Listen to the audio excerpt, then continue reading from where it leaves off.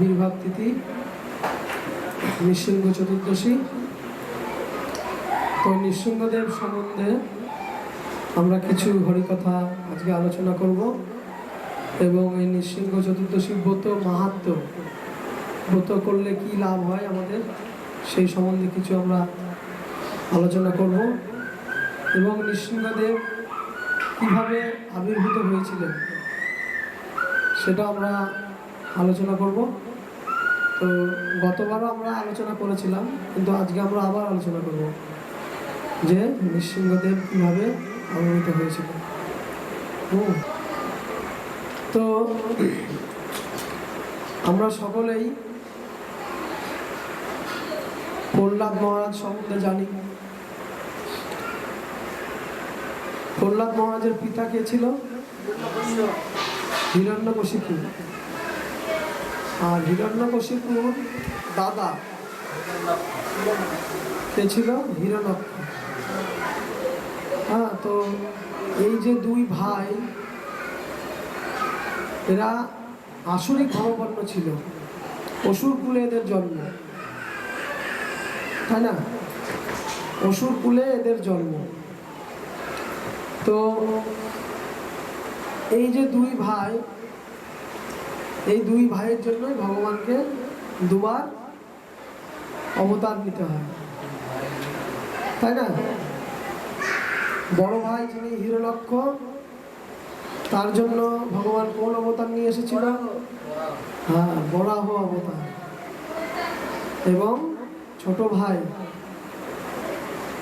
ভাইকে হিরণ্যকশিপু।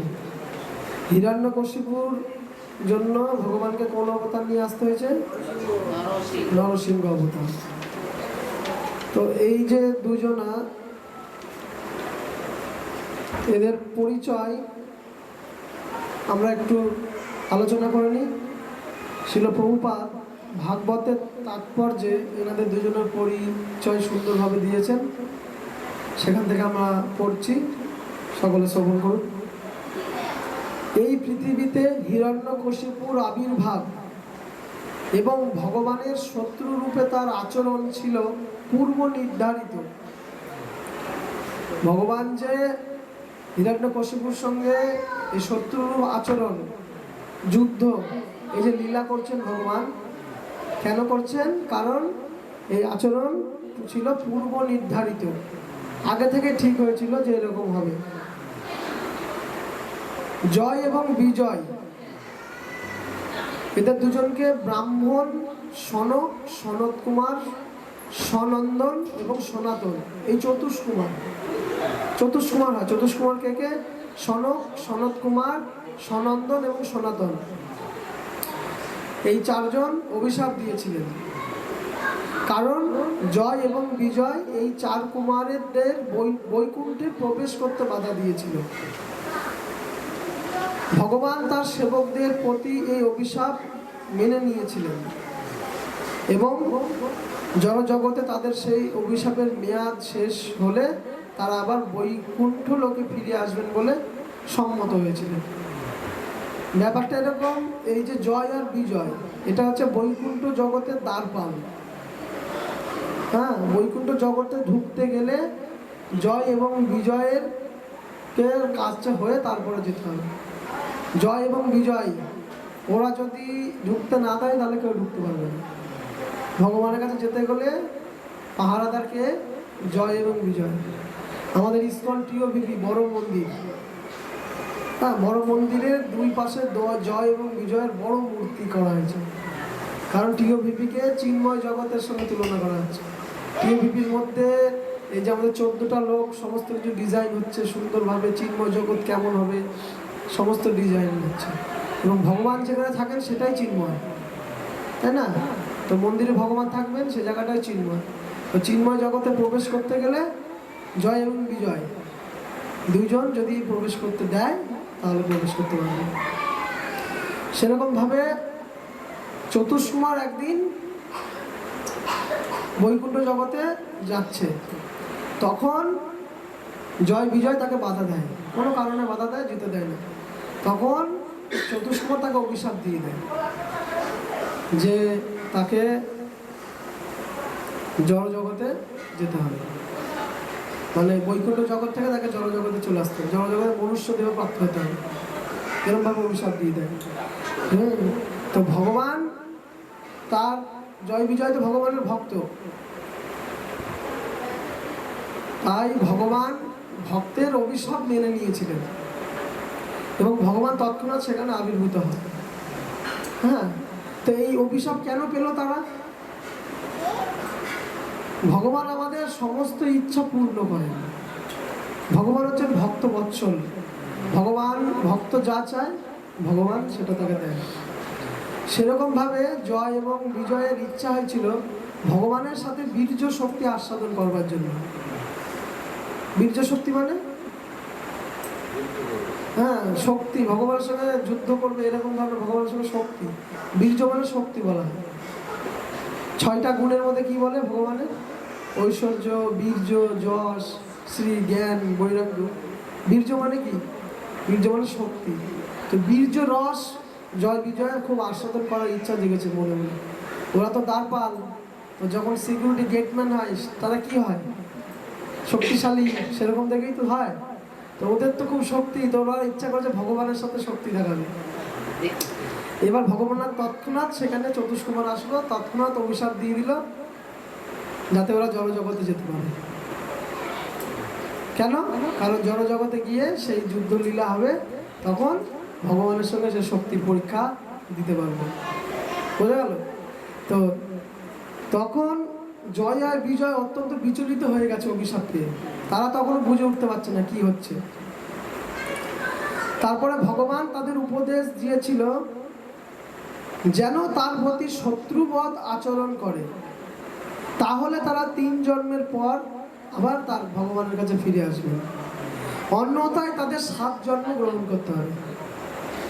অর্থাৎ ভগবানের সাথে যখন জন্ম নেবে জগতে, ভগবানের সাথে শত্রুতা করতে হবে। শত্রুতা যদি করতে পারে 3 জন্মে ফেরত চলে আসবে ভগবান দেব। আর যদি অন্যরকম আচরণ করে জড়জগতে গিয়ে, তাহলে 7 জন্ম লাগবে ফিরে আসতে। হ্যাঁ, তো তার ভগবানের এই আদেশে জয় বিজয় ভগবানের সঙ্গে শত্রুর মতো আচরণ করেছে এবং এখন তাদের দুজনের মৃত্যু হয়। বিষ্ণুদূতেরা বুঝতে পেরেছিল যে হিরণ্যকশিপুকে বধ করে ভগবান তার প্রতি বিশেষ কৃপা বর্ষণ করেছে। হ্যাঁ, ভগবান নৃসিংহদেব যে তাকে বধ করেছে, আমরা ভাবছি ভগবান ওকে মেরে ফেলেছে, হত্যা করেছে, এরকম নয়। ভগবান তার ভক্তের প্রতি কৃপা করুণা প্রদর্শন করেছে। বুঝতে গেল? ভক্তের একবার ইচ্ছা হয়েছে যে তার সঙ্গে বীর্য রস আস্বাদন করবে, ভগবান সঙ্গে সঙ্গে সব ব্যবস্থা করে দিয়েছে এবং নিজে প্রস্তুত হয়ে গেছে তার সঙ্গে যুদ্ধ করার, এবং তাকে কৃপা আশীর্বাদ প্রদান করেছে, তাই না? তো এরকম ব্যাপার। তো এই হিরণ্যকশিপু যার জন্য নৃসিংহদেব হয়ে ভগবানকে আসতে হয়েছিল, কার ভক্ত ছিল? ব্রহ্মার ভক্ত, তাই না?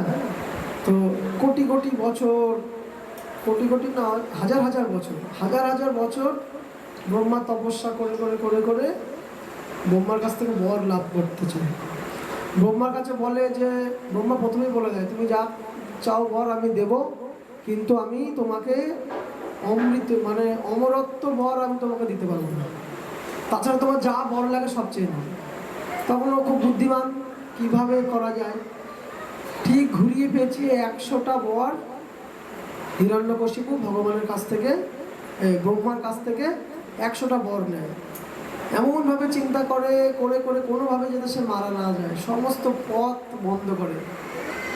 যেমন কয়েকটা বলা যায় যে ঘরে মারতে পারবে না, বাইরে মারতে পারবে না, দিনে মারতে পারবে না, রাতে মারতে পারবে না, উপরে মারতে পারবে না, নিচে মারতে পারবে না, মানুষে মারতে পারবে না, পশুতে মারতে পারবে না, দেবতাতে মারতে পারবে না, মুনি ঋষিরা মারতে পারবে না, কোনোভাবেই ওকে হত্যা করা সম্ভব না, কোনোভাবেই। সেরকম হিরণ্যক্ষ এরকম বর নিয়েছিল, হাজার হাজার বর নিয়েছিল। তো 100টা নিয়েছে হিরণ্যকশিপু, হিরণ্যক্ষ হাজার হাজার বর নেয়। কিরকম? ও এমন কিছু বাদ নেই যে তাকে মারতে পারবে না, কিন্তু যেহেতু আসরিক বুদ্ধি, কিছু তো করার নেই, আসরিক বুদ্ধি, হ্যাঁ, আসরিক বুদ্ধি মানে ব্যাপারটা কি, মানে ব্যাপারটা মানে কোনো সাধারণ জিনিসকে, মানে কোনো জিনিসের গুরুত্ব সেভাবে নেই, একটা অবলা জিনিস কিংবা কোনো জিনিস এরকম এ আমার কি করবে, আসরিক বুদ্ধি এরকম। তো সেইভাবে শুয়োরের কথা, শুয়োর মানে কি, বরাহ, বরাহর কথা তার আর মনে নেই। সে বরাহ যে তাকে হত্যা করতে পারবে সেই কথা তার আর মনে নেই। শুয়োর আমাকে হত্যা করবে, শুয়োরের এত বড় ক্ষমতা? হ্যাঁ, শুয়োরের কথা তার আর মনে নেই, শুয়োরের বড় তার আর নিয়ম নেই। তো এবার সমস্ত পৃথিবীকে রসাতল করে ফেলেছে, পৃথিবীকে নিয়ে পাতালে চলে গেছে, সমুদ্রে ডুবিয়ে দিচ্ছে, এমন অবস্থা, চারিদিকে পরিস্থিতি ভারসাম্য কোনো ঠিকঠাক নেই, এমন প্রতিকূল অবস্থা সৃষ্টি হয়ে গেছে। তখন লক্ষ্মী দেবীকে আসতে হয়। লক্ষ্মী দেবী এসেও কিছু করতে পারছে না, আমার এত শক্তির প্রভাবে।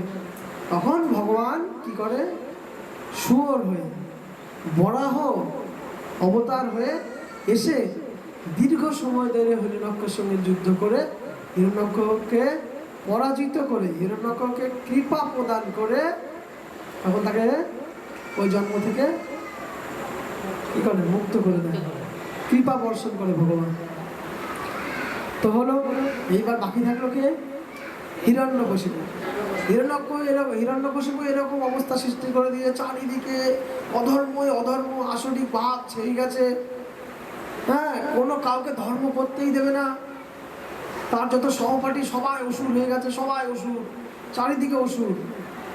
এত পরিস্থিতি বিশৃঙ্খল হয়ে গেছে, ভক্তরা কোনো কিছু করতে পারছে না, কেউ কোনো কিছু, মানে অসুরের এত প্রভাব হয়ে গেছে। যদা যদা হি ধর্মস্য গ্লানির্ভবতি ভারত অভ্যুত্থানম অধর্মস্য তদাত্মানম সৃজনম। অর্থাৎ যখনই ধর্মের গ্লানি হয়, অধর্মের অভ্যুত্থান হয়, তখনই আমি নিজেকে প্রকাশ করে অবতীর্ণ হয়ে কি করে ভগবান, পরিত্রাণায় সাধুনং বিনাশায় চ দুষ্কৃতম ধর্ম সংস্থাপনার্থায় সম্ভবামি যুগে যুগে। সাধুদেরকে পরিত্রাণ করার জন্য প্রথম কাজ ভগবানের, ভক্তদেরকে পরিত্রাণ করার জন্য, অসুরদেরকে বিনাশ করবার জন্য, ধর্মকে স্থাপন করবার জন্য ভগবান যুগে যুগে অবতীর্ণ হন, তাই না? সেই রকম ভাবে যখন আমাদের হিরণ্যকশিপু চারিদিকে অধর্ম ছেয়ে ফেলেছে, ধর্ম কি হচ্ছে, ধর্মের গ্লানি এসে গেছে, অধর্ম বৃদ্ধি পেয়ে গেছে, তখন সেই সময় প্রহ্লাদ মহারাজ কি করেছেন, প্রহ্লাদ মহারাজ হিরণ্যকশিপুর সন্তান হয়ে জন্মগ্রহণ করেছেন। প্রহ্লাদ মহারাজ যে কি বড় মাপের, কত লেভেলের ভক্ত ছিল, কত উচ্চ স্তরের ভক্ত ছিল সেটা আমরা জানি। তাহলে এখন প্রশ্ন হচ্ছে, বাবা জ্যাঠা পরিবার সবাই অসুর, সেই অসুর ঘরে এত বড় ভগবানের ভক্ত, কৃষ্ণ ভক্ত সন্তান কি করে জন্মগ্রহণ করে, তাই না? বাড়িতে যদি, আমাদের গৃহে, আমাদের পরিবারে যদি আমরা কৃষ্ণ ভক্ত সন্তান পেতে চাই, তাহলে সেই রকম আচরণ আমাদের করতে হবে, যেরকম ভাবে প্রহ্লাদ মহারাজের মা করেছিল, সেরকম আচরণ যদি আমরা করতে পারি, তাহলে প্রহ্লাদ মহারাজের মতন সন্তান আমাদের গৃহে আসবে। কি করেছিলেন? প্রহ্লাদ মহারাজের মা যখন গর্ভবতী ছিলেন, তখন নারদ মুনির কাছ থেকে, একটা আশ্রমে থেকে নারদ মুনির কাছ থেকে প্রত্যেক দিন ভাগবত শ্রবণ করতেন, ভগবানের ভক্তি করতেন প্রত্যেক দিন। এবং প্রহ্লাদ মহারাজ মাতৃ গর্ভে থেকে সে ভাগবত শ্রবণ করতেন। তাই ভাগবত, ভগবানের চরণে আশ্রয় যদি আমরা নিই প্রত্যেক মায়েরা, তাহলে তাদের গৃহে অবশ্যই কৃষ্ণ ভক্ত সন্তান জন্মগ্রহণ করবেই, তাই না? তো আমরা যদি চাই আমাদের গৃহে কৃষ্ণ ভক্ত সন্তান হোক, তাহলে আমরা এইরকম আচরণ করতে পারি। মনে কিছু করবেন না, শাস্ত্রে বলছে যে যদি আমরা কৃষ্ণ ভক্ত সন্তান জন্মগ্রহণ না দিতে পারি, কৃষ্ণ ভক্ত সন্তান জন্ম যদি না দিতে পারি, তাহলে আমাদের সন্তান নেওয়ার কোনো দরকার নেই। সন্তান জন্ম দেওয়ার কোনো অধিকার নেই আমাদের, যদি আমরা কৃষ্ণ ভক্ত সন্তান জন্ম তৈরি না করতে পারি, তাই না? সেটা শাস্ত্রে বলছে। তো তারপরে প্রহ্লাদ মহারাজের মা, যখন প্রহ্লাদ মহারাজ গর্ভে ছিল তখন খুব ভক্তি করেছিল, প্রত্যেক দিন নারদ মুনির কাছ থেকে এরকম ভাগবত শ্রবণ করতেন। তো এইভাবে প্রহ্লাদ মহারাজ আবির্ভূত হন। ছোটবেলা থেকেই প্রহ্লাদ মহারাজ শিখিয়েছে কি করে। প্রহ্লাদ মহারাজের শিক্ষা আমরা পড়েছি, আলোচনা করেছি, প্রহ্লাদ মহারাজের দিব্য উপদেশ। ছোটবেলা থেকেই প্রহ্লাদ মহারাজ তার বন্ধুদেরকে কৃষ্ণ কথা প্রচার করতেন, ছোটবেলা থেকেই। তারপর প্রহ্লাদ মহারাজের যে প্রচার করার যে গতি, প্রহ্লাদ মহারাজ একদম মানে শুদ্ধ কৃষ্ণ ভক্ত। শুদ্ধ কৃষ্ণ ভক্ত যেটা প্রচার করে অন্যজনের কাছে, তারা তৎক্ষণাৎ শুদ্ধ ভক্তের সঙ্গে এসে তারা ভক্ত হয়ে যায়। আর তারা এমন পরিমাণে ভক্ত হয়ে যায়, এখানে ভাগবত বলছেন যে তাদেরকে কেউ আর বিভ্রান্ত করতে পারে না। বুঝতে পারছি? যদি শুদ্ধভাবে আমরা হরিনাম করে শুদ্ধ ভক্তি করে যদি আমরা এই প্রচার করি, তাহলে এই শুদ্ধ ভক্তের সংস্পর্শে এসে অন্য একজন ভক্ত হয়, এবং এমন ভক্ত হয় যে তাকে অন্য কেউ বিভ্রান্ত করতে পারে না। সেরকমভাবে প্রহ্লাদ মহারাজের বন্ধুদেরকেও কেউ বিভ্রান্ত করতে পারছিল না, তারা সেইভাবে দৃঢ় ভক্তি করছিল। হ্যাঁ, স্কুলে যে পড়ায় শিক্ষকরা তখন ভয় পেয়ে যাচ্ছে, আমরাও মনে হচ্ছে এবার কৃষ্ণ ভক্ত হয়ে যাবো প্রহ্লাদ মহারাজের প্রভাবে। হ্যাঁ, চারিদিকে মানে প্রহ্লাদ মহারাজের এত প্রভাব হয়ে গেছে যে সবাই ভক্তি জীবনে চলে আসছে। দেশের অবস্থা তো খুব খারাপ, সবাই ভক্ত হলে কি করে হবে? বাকি সন্তানদের বাবা মা তারা চলে যাচ্ছে দৈত্য সম্রাট হিরণ্যকশিপুর কাছে, গিয়ে বলছে, প্রহ্লাদ মহারাজ আপনার সন্তান হয়ে এটা কি শুরু করেছেন? হ্যাঁ, চারিদিকে সব আমাদের সন্তানরা সব কৃষ্ণ ভক্তি করছে, সারাদিন নারায়ণের জপ করছে, সব কিছু করছে, তাহলে কি করে হবে? হ্যাঁ, এরকম ভাবে এবার দৈত্য সম্রাট তার সন্তান যদি এমন করে, তার তো কিরকম মাথা গরম হবে, প্রচন্ড পরিমাণে মাথা গরম হয়ে গেছে। আমার সন্তান হয়ে এরকম, প্রহ্লাদ মহারাজকে ডেকে আনো, ডেকে নিয়ে এসে প্রহ্লাদ মহারাজকে মানে প্রচন্ড পরিমাণে বকাঝকা করেছে। প্রহ্লাদ মহারাজ সেরকম কোনো ব্যাপারই নেই, বলছে আমার রাজ্যে থেকে তুমি আমার সন্তান হয়ে তোমাকে এত শক্তি কে দিয়েছে আমার বিরুদ্ধে যাওয়ার? এত শক্তি তুমি কোথা থেকে পাচ্ছ? কে দিল তোমাকে এত শক্তি?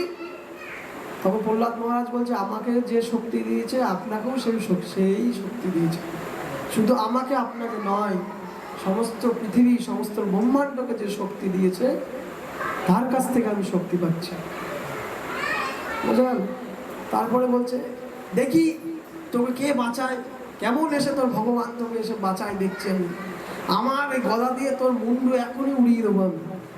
তারপরে গরম তেলে বসানো, বুকে পাথর চাপা দেওয়া, বদ্ধ ঘরে আটকে সাপ ছেড়ে দেওয়া, কত কিছু চেষ্টা করেছে, কোনো কিছুই কোনো কিছুই তাকে করতে পারেনি। হ্যাঁ, কোনো কিছুই তাকে কোনো আঘাত আনতে পারেনি, ভগবানের এত কৃপা। তারপরে প্রহ্লাদ মহারাজ তাও ওকে হিরণ্যকশিপুকে অনুরোধ করে যাচ্ছে যে আপনি হচ্ছে ভগবানের নাম জপ করুন, আপনি ভগবান হচ্ছে সব থেকে শ্রেষ্ঠ। আমরা আগের দিন বলছিলাম না যে মায়ার চরম ফাঁদ কি? নিজেকে ভগবান বলে মনে করা।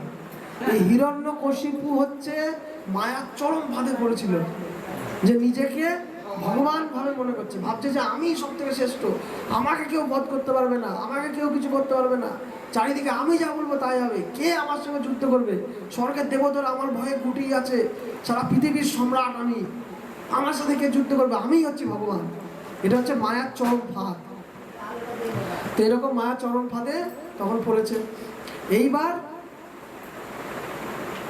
প্রহ্লাদ মহারাজ হিরণ্যকশিপুকে বারবার বলতে থাকে, না আপনি ভুল করছেন, আপনি ভুল করছেন, ভগবান হচ্ছে সব থেকে শ্রেষ্ঠ।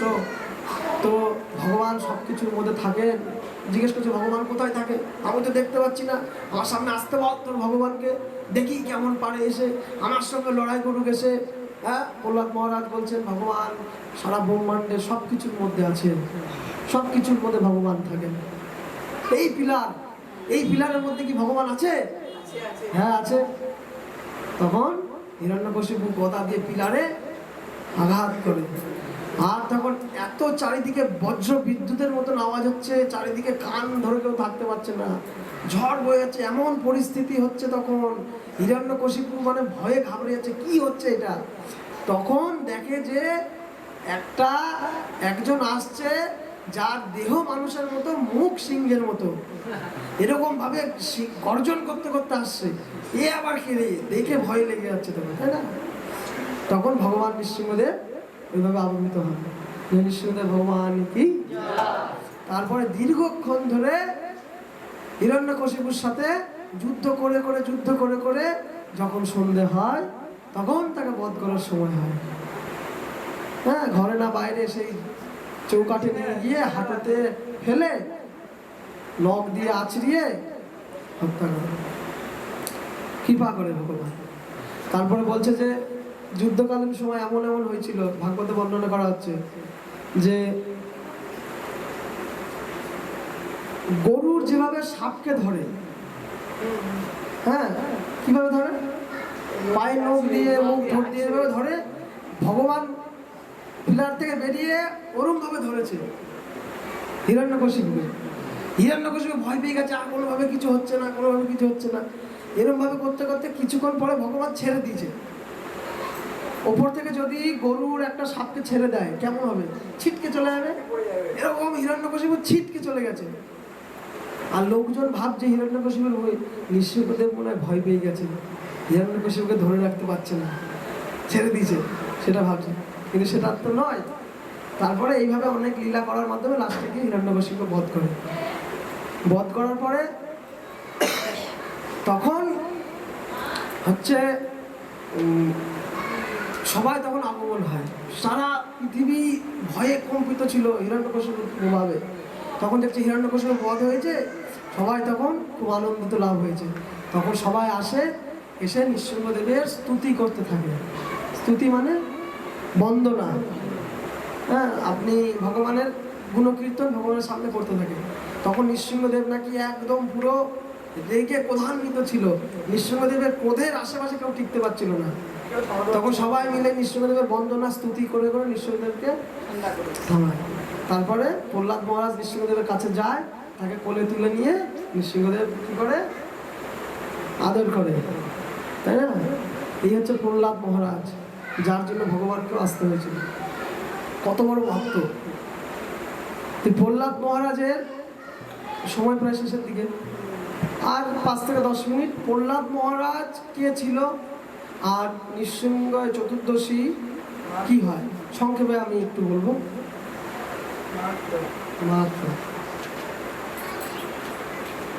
বলছে যে যখন যখন প্রহ্লাদ মহারাজ নৃসিংহদেবের কাছে যায়, গিয়ে নৃসিংহদেবকে প্রশ্ন করছেন প্রহ্লাদ মহারাজ, হে ভগবান, হে নৃসিংহ রূপ, হে সকল দেবগণের আরাধ্য প্রভু, আপনাকে প্রণাম জানাই। আমি জিজ্ঞাসা করছি, হে প্রভু, তোমার প্রতি আমার ভক্তি কি রূপে উৎপন্ন হলো, কি রূপে আমি তোমার প্রিয় ভক্ত হলাম? নৃসিংহদেব বলল, হে বুদ্ধিমান, একান্ত মনে শোনো। প্রাচীন কল্পে তুমি ব্রাহ্মণ ছিলে, কিন্তু তুমি বেদ পাঠ করনি। তোমার নাম ছিল বসুদেব, তুমি ছিলে বেশ্যাসক্ত, মানে বেশ্যাদের প্রতি আসক্ত। তোমার কোনো সুকর্ম ছিল না, কেবল একটি মাত্র আমার ব্রত করেছিলে। সেই ব্রতের প্রভাবে তোমার এইরকম আমার প্রতি ভক্তি হয়েছে।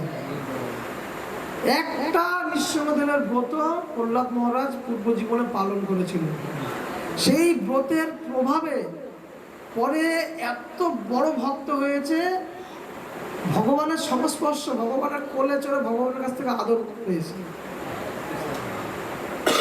ভগবানের সাথে মানে কি দিব্য ভাব প্রকাশ। কিসের জন্য? একটা ব্রত পালন করেছিল। তাও কিভাবে জানেন ব্রতটা পালন হয়েছিল? অজান্তে। সে জানতো না যে এটা নৃসিংহদেবের ব্রত, সেটা আমরা আলোচনা করছি। প্রহ্লাদ বললেন, হে নৃসিংহ, হে অচ্যুত, হে প্রভু, আমি কার পুত্র হয়ে কি করতাম? বেশ্যা আসক্ত অবস্থায় কিভাবে তোমার ব্রত করলাম আমি? দয়া করে আমাকে বলুন। নৃসিংহদেব বললেন, পুরাকালে অবন্তিপুরে এক বেদজ্ঞ ব্রাহ্মণ ছিল, তার নাম ছিল বসু শর্মা। ধর্মপরায়ণ ও বৈদিক ক্রিয়া অনুষ্ঠানে তৎপর। তার ভার্যা মানে পত্নী জগৎ প্রসিদ্ধা সুশীলা পতিব্রতা সদাচারিণী। তাদের 5 পুত্র ছিল সেই ব্রাহ্মণের। 4 জন ছিল সদাচারী, বিদ্বান, পিতৃভক্ত, কিন্তু কনিষ্ঠী পুত্র ছিল অসদাচারী, সর্বদা বেশ্যা আসক্ত, সুরাপায়ী। সুরা মানে হ্যাঁ, মদ পায়ী। সেই কনিষ্ঠ পুত্র ছিলে তুমি, প্রহ্লাদ মহারাজকে বলছে, সেই কনিষ্ঠ পুত্র। তো একদিন কি হয়েছে, তুমি এক বনের মাঝখানে তুমি তোমার বান্ধবীকে নিয়ে বেড়াতে গিয়েছিলে। বান্ধবী মানে যেই বেশ্যার প্রতি আসক্ত ছিল তার কথা বলছে। তাকে নিয়ে বেড়াতে গিয়েছিলে। বেড়াতে গিয়ে কথায় কথায় গল্প করতে করতে তোমাদের নিজেদের চরিত্র নিয়ে তোমাদের মধ্যে ঝামেলা হয়। তো ঝামেলা হওয়ার পরে দুইজন মৌনভাবে, দুজন কেউ কারোর সাথে কথা বলছে না, ঝামেলা হয়েছে। এবার মৌনভাবে দুজনে আলাদা আলাদা স্থানে চুপচাপ বসেছিলে। সারাদিন তোমরা জল পর্যন্ত গ্রহণ করোনি এবং সারা রাত্রি তোমরা জাগরণ করেছিলে। এইভাবে অজান্তে, হ্যাঁ বলছে, নৃসিংহদেব বলছে, হে প্রহ্লাদ, সেই স্থানটি ছিল আমার প্রাচীন মন্দির।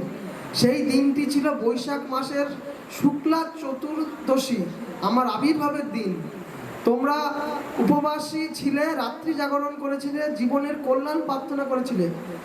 অজ্ঞাত সারেই তোমরা আমার পরম মঙ্গলময় চতুর্দশী ব্রত পালন করেছিলে, অজ্ঞাত সারে, না জেনে। সেই ব্রতের প্রভাবে তুমি এ জন্মে আমার প্রিয় ভক্ত রূপে জন্মগ্রহণ করেছো। আর সেই বেশ্যাও স্বর্গলোকে অপ্সরা জীবন লাভ করে ত্রিভুবনের সুখচারিণী হয়েছে। হে প্রহ্লাদ, আমার ব্রতের প্রভাব শোনো। আমার ব্রতের প্রভাবে কি হয়? সৃষ্টি শক্তি লাভের উদ্দেশ্যে ব্রহ্মা এই ব্রত পালন করেছিল। ত্রিপুরাসুরকে বধের উদ্দেশ্যে মহাদেব এই ব্রত পালন করেছিল। আমার ব্রতের প্রভাবে অপুত্র ভক্ত পুত্র লাভ করে। যার পুত্র হয় না, সন্তান হয় না, সে যদি নৃসিংহদেবের ব্রত পালন করে, সে ভক্ত পুত্র লাভ করতে পারবে। দরিদ্র ধনী হয়ে যায় আমার ব্রত পালন করলে। তেজস্কামী তেজ লাভ করে, রাজ্যকামী রাজ্য পায়, আয়ুষ্কামী দীর্ঘায়ু লাভ করে। স্ত্রী লোকেরা আমার এই চতুর্দশী ব্রত পালন করলে ভাগ্যবতী হয়। এই ব্রত সৎপুত্রপ্রদ। হে প্রহ্লাদ, দুরাত্মাদের আমার ব্রত পালনে মতি হয় না, পাপ কর্মেই তাদের সর্বদা মতি হয়।